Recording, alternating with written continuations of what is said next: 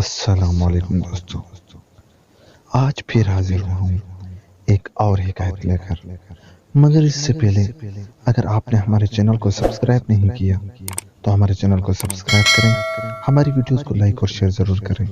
چلتے ہیں آج کے حکایت کی طرف۔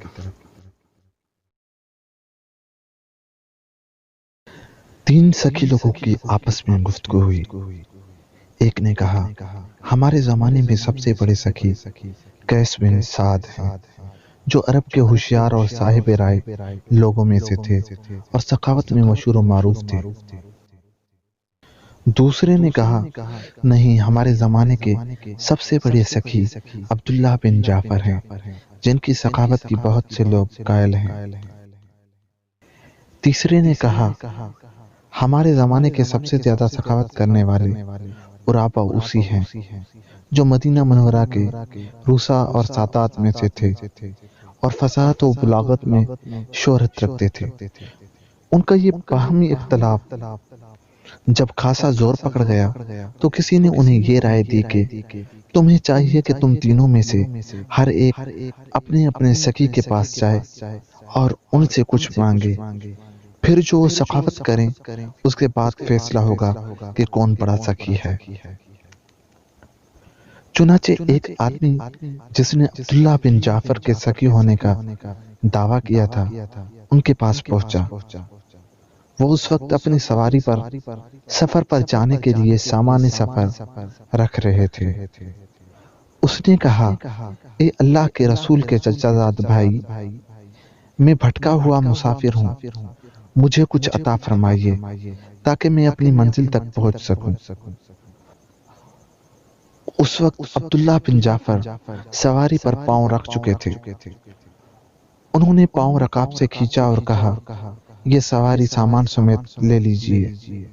اس آدمی نے وہی سواری لے لی جس پر ریشم کی بہت سی چادریں اور 2000 دینار تھے۔ جس نے قیس بن سعد کے بڑے سخی ہونے کا دعویٰ کیا تھا وہ ان کے پاس پہنچا۔ قیس بن سعد گھر میں سوئے ہوئے تھے۔ آدمی نے گھر کا دروازہ کھٹکھٹایا۔ گھر سے ان کی لونڈی باہر نکلی اور کہا، وہ سوئے ہوئے ہیں، آپ اپنی آمد کا مقصد بتائیے۔ اس نے کہا، میں بچھڑا ہوا مسافر ہوں، میں ان کے در پر اس لیے آیا ہوں تاکہ وہ میری مدد کریں اور میں اپنا سفر جاری رکھ سکوں۔ لونڈی نے کہا، آپ کی حاجت پوری کرنا میرے لیے انہیں بیدار کرنے سے زیادہ آسان ہے۔ پھر وہ اندر چلی گئی۔ تھوڑی دیر بعد جب وہ لوٹی تو اس کے پاس 300 دینار کی ایک تھیلی تھی۔ اس نے وہ تھیلی اس شخص کو پکڑائی اور بولی، آپ اونٹوں کے باڑے میں جائیے، ان میں سے اپنے لیے ایک سواری پسند کرنے اور پھر اس پر سوار ہو کر اپنی راہ لے لیجیے۔ آدمی نے مال اور سواری لی اور چلا گیا۔ جب قیس بن سعد بیدار ہوئے تو لونڈی نے ان کو نووارد کی آمد اور اسے دینار و سواری دینے کے بارے میں آگاہ کیا۔ قیس بن سعد نے جب یہ سنا تو اس لونڈی کے فیصلے سے خوش ہو کر اسے آزاد کر دیا۔ جس شخص نے عرابہ اوسی کی زیادہ سخی ہونے کا دعویٰ کیا تھا وہ جب عرابہ اوسی کے پاس پہنچا تو اس وقت وہ نابینا ہو چکے تھے اور غلاموں کے کندھوں کا سہارا لے کر گھر سے مسجد جا رہے تھے۔ اس نے پہنچ کر کہا، اے عرابہ، میں بچھڑا ہوا مسافر ہوں، اے عرابہ، میں بچھڑا ہوا مسافر ہوں، آپ کی نوازش کا طلبگار ہوں۔ انہوں نے کہا، ہائے افسوس، باخدا حالات نے عرابہ کے گھر ایک درہم بھی نہیں چھوڑا، لیکن بھتیجے، تم یہ دونوں غلام لے لو جو مجھے سہارا دیے ہوئے ہیں۔ اس نے کہا، میں آپ کے دونوں کندھوں کو بے سہارا نہیں کرنا چاہتا۔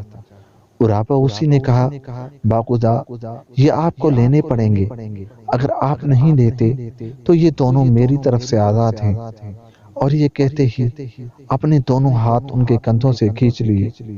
بعد میں وہ کبھی اس دیوار سے ٹکراتے اور کبھی اس دیوار سے، یوں ہی گرتے پڑتے۔ جب اپنے گھر لوٹے تو ان کے چہرے پر زخموں کے کئی نشانات پڑ چکے تھے۔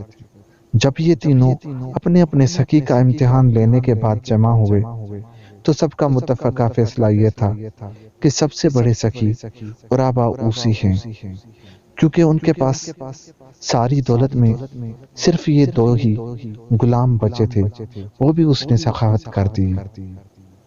دوستو، اگر آپ کو ہماری ویڈیو اچھی لگی تو ہمارے چینل کو سبسکرائب کریں اور ہماری ویڈیوز کو لائک اور شیئر کریں۔